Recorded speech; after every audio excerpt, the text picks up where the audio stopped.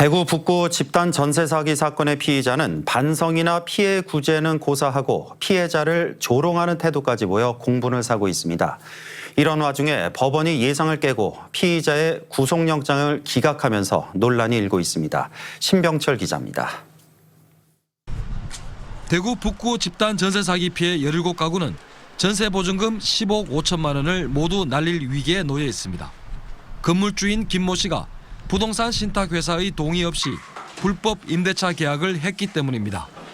전세 사기를 당한 억울한 사연이 대구 MBC 보도로 알려졌지만 김 씨는 반성은커녕 피해자 구제 노력도 보이지 않고 있습니다.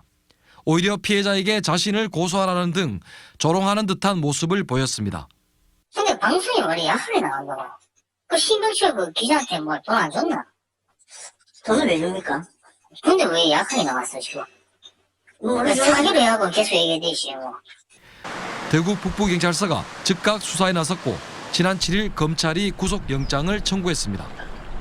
그러나 대구지방법원은 범죄 성립 여부에 다툼의 여지가 있고 기본적인 증거 수집이 되어 있는 점 등을 이유로 구속영장 청구를 기각했습니다.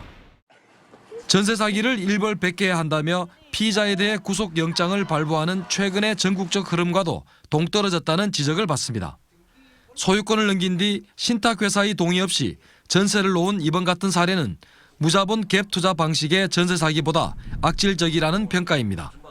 사실상 집주인이 아니면서 피해자들을 속이고 불법 임대차 계약을 맺었기 때문입니다. 다른 법원의 어떤 그런 판단과 또 상반되고, 그다음에 좀 이 시민들에 대한 어떤 그런 법원에 대한 어떤 그런 기대도 좀 저버리는 어떤 그런 이 측면도 있고, 그다음에 좀 상식적인 측면에서 도저히 좀 이해할 수 없는 거고.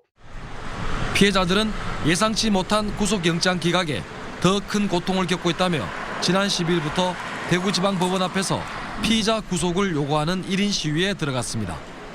저희는 진짜 하루하루 고통 속에서 살아가고 있거든요. 하지만 저희한테 이렇게 사기를 친 임대인은 자유롭게 생활을 하고 있으니까 그게 정말 답답한 현실입니다. 경찰은 보강 수사를 거쳐 피의자에 대한 구속영장을 다시 신청할 예정입니다. MBC 뉴스 신병철입니다.